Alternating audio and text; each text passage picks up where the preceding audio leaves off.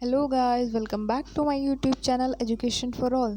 तो दोस्तों, आज हम लोग आ गए हैं पार्ट 2 के साथ, Nazism and the rise of Hitler. ये चैप्टर में पढ़ा रही थी। इसके पहले हमने पार्ट 1 कवर किया, जिसमें हम लोगों ने देखा नाजिज्म क्या था, वर्ल्ड वॉर 1 के बारे में हम लोगों ने देखा, और कैसे हिटलर का राइज़ हुआ, क्या क्या उसने डिसीज़न लिए जब वो सत्ता में आया। ये सारी चीज़ें हम लोगों ने पार्ट 1 में कवर कर ली थी। तो दोस्तों, अगर आप लोगों ने वो वीडियो नहीं देखा तो डिस्क्रिप्शन में उसका लिंक है, आप लोग उसको जाके ज़रूर देखिएगा। वीडियो काफ़ी बड़ी हो रही थी, इसलिए मैंने इसको 2 पार्ट्स में डिवाइड किया ताकि आप लोग बोर फील ना करें। और इसके आगे की हम लोग वीडियो चलिए पढ़ते हैं, इसके आगे क्या हुआ था। तो चलिए स्टार्ट करते हैं अपनी वीडियो। कि हिटलर धीरे धीरे कब्जा करना शुरू करता है दूसरी कंट्रीज़ पे। तो Hitler capture German speaking Sudetenland from the Czechoslovakia, जो कि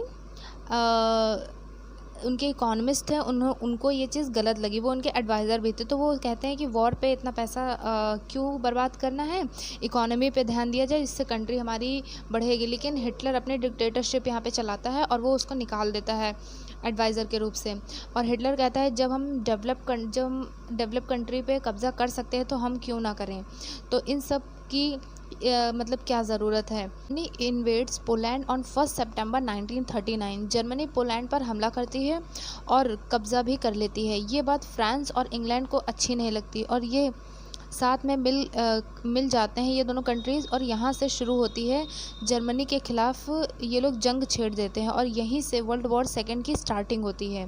सितंबर 1940 में ट्रिपटाइट पैक्ट साइन होता है, जिसमें 2 कंट्रीज़ जर्मनी के साथ लड़ने आ जाती हैं, और वो कंट्रीज़ थी इटली और जापान। तो वर्ल्ड वॉर 2 में क्या होता है कि जर्मनी अटैक करता है रशियन सोवियत कंट्री पर।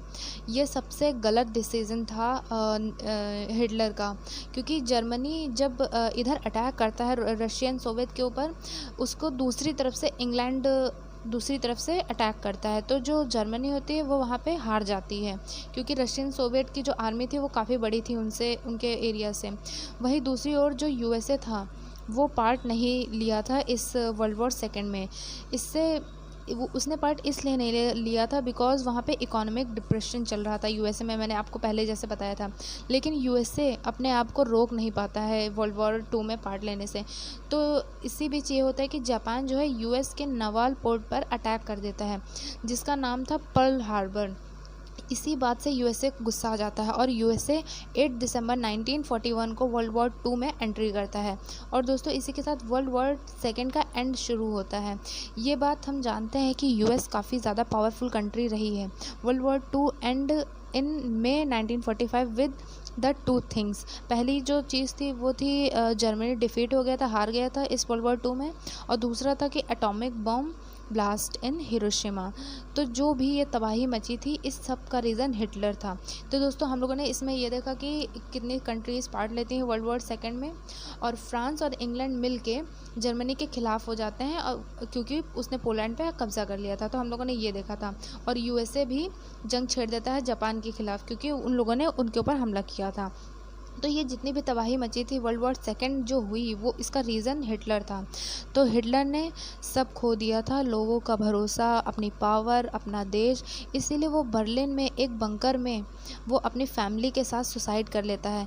तो दोस्तों, जो ये स्टार्टिंग में आपको स्टोरी मैंने सुनाई थी जिसमें हेलमट के पापा ने सुसाइड की थी, वो इसलिए उसने की थी क्योंकि वो नाजी सपोर्टर्स थे, उन लोगों ने जेविश पे हमला किया था, तो इसीलिए वो लोग सुसाइड कर लेते हैं। आई होप आपको ये अब क्लियर हो गया होगा।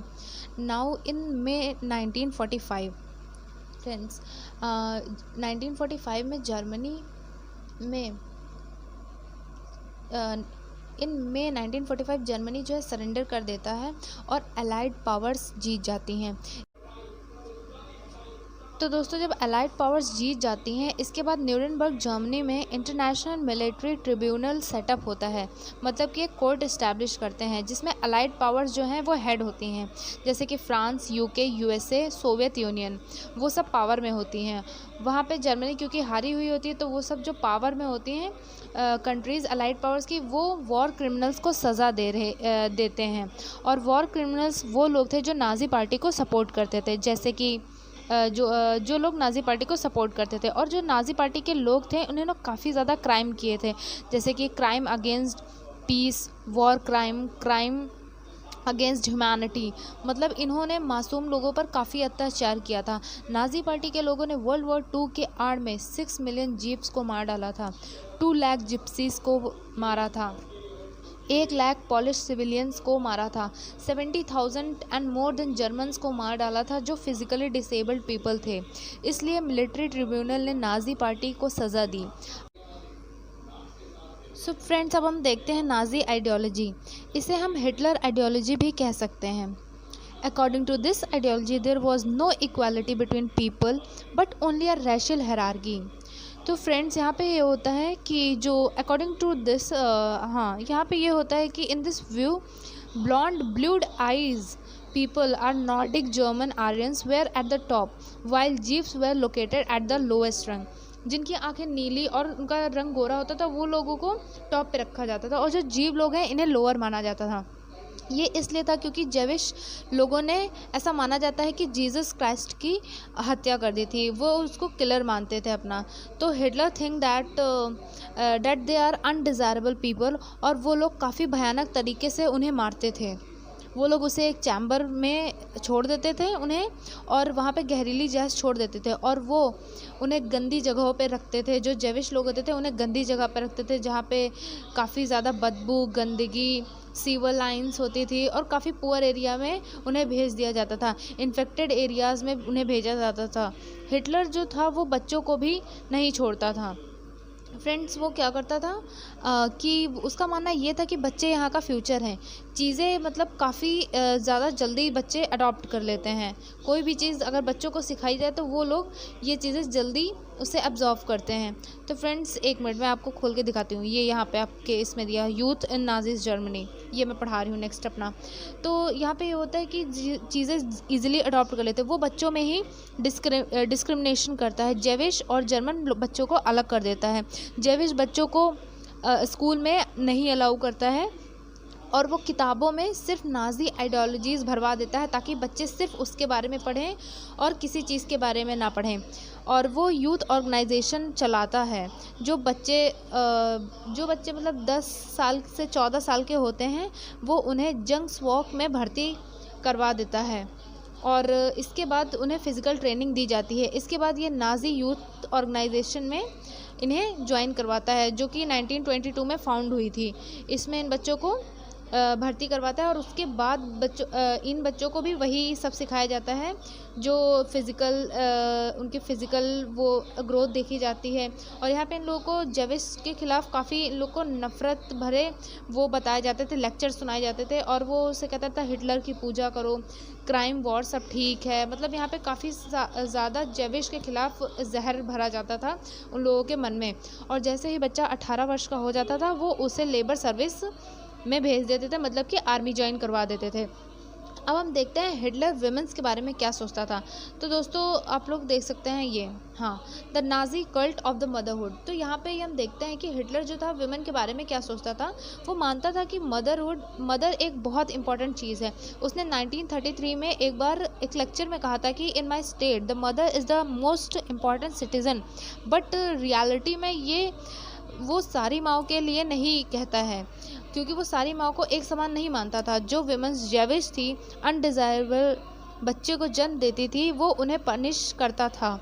तो दोस्तों, जर्मनी के लोगों में नाज़ी आइडियोलॉजी के बारे में ये सोचते थे कि वो सही भी था, और कुछ लोग ऐसा सोचते थे कि वो गलत भी था। तो दोस्तों, यहाँ पे हम लोग देख सकते हैं कि नाज़ी की आइडियोलॉजी क्या थी, आप लोगों ने समझ लिया। उन लोग का बस यही मानना था कि Jewish are the most cruel persons, और वो बस ये देखना चाहता था कि हिटलर वहाँ पे सब कुछ चलाए, और वॉर क्राइम ये सब ठीक है उसके हिसाब से, ऐसा था। तो दोस्तों, काफ़ी ज़्यादा यहाँ पे चीज़ें देखने को मिलती हैं। और जेविश लोगों जेविश लोगों पे जो अत्याचार हुए थे, बहुत ही ज़्यादा अत्याचार हुए थे, उसने काफ़ी ज़्यादा अत्याचार जेविश लोगों पे किया था। तो वो लोग सोचते थे कि हम जेविश लोग ये सोचते थे कि हमारी आवाज़ आखिरकार कौन सुनेगा। तो जब वो लोग उस नाज़ी के लोग उनको मारते थे, तब वो लोग कहीं न कहीं डायरी में या जो भी चीज़ मिलता था, तो वो लोग अपना लिख देते ताकि उनकी आवाज़ लोगों तक, बाकी लोगों तक पहुँचे। तो ऐसा होता भी है, उनकी सिचुएशंस को बाकी कंट्रीज़ जब सुनती हैं तो उन्हें लगता है कि हाँ, ये काफ़ी गलत नाज़ी लोग ने लोगों के साथ किया, जेविश लोगों के साथ किया। तो दोस्तों यहाँ पे हम लोग देखते हैं इसके मुकाबले में उनको काफ़ी ज़्यादा सज़ा मिलनी चाहिए थी नाज़ी लोगों को, लेकिन उस हिसाब से उनको मतलब उस हिसाब से उनको ज़्यादा सज़ा नहीं मिलती है, क्योंकि हम लोगों ने देखा था कि जो ट्रिब्यूनल बना हुआ था, मिलिट्री ट्रिब्यूनल बना था, उसमें जो नाज़ी पार्टी के लोग थे, कुछ ही लोगों को उन लोगों ने सज़ा दी थी, सबको नहीं दी थी, जबकि जेविश लोगों पे काफ़ी ज़्यादा अत्याचार हुआ था। तो यही सब इस चैप्टर में था। हम लोगों ने यहाँ पे ये सब देखा कैसे हिटलर ने अपने डिक्टेटरशिप चला के वहाँ पे आतंक की तरह सब फैला दिया। तो दुनिया में ये सब पता चला जेविश के कंडीशंस के बारे में। तो काफ़ी सारी चीज़ें थी, तो यही कुछ सोर्स थे, डायरी और जहाँ पे पत्थरों पे उन लोगों ने कुछ लिखा या कोई भी चीज़, और मीडिया के थ्रू उन लोगों की आवाज़ या किताबें काफ़ी सारे राइटर्स ने उस टाइम पे जेविश के ऊपर लिखी थी, जैसे आप लोग ये सब देख सकते हैं। तो ये सब कुछ सोर्सेस थे जिसकी वजह से जेविश लोगों की कंडीशंस लोगों तक पहुँची। तो दोस्तों ये चैप्टर यहीं पे ख़त्म होता है। और आप लोग ये चैप्टर, आई होप आप लोगों को ये समझ आया होगा। और अगर कुछ भी आप लोग को इस चैप्टर में नहीं समझ आया होगा तो आप लोग प्लीज़ कमेंट करके हमें ज़रूर बताइएगा। आप लोग को वीडियो कैसा लगा आप लोग ज़रूर बताइएगा, और लाइक ज़रूर करिएगा, हमारे चैनल को सब्सक्राइब करिएगा। Thank you.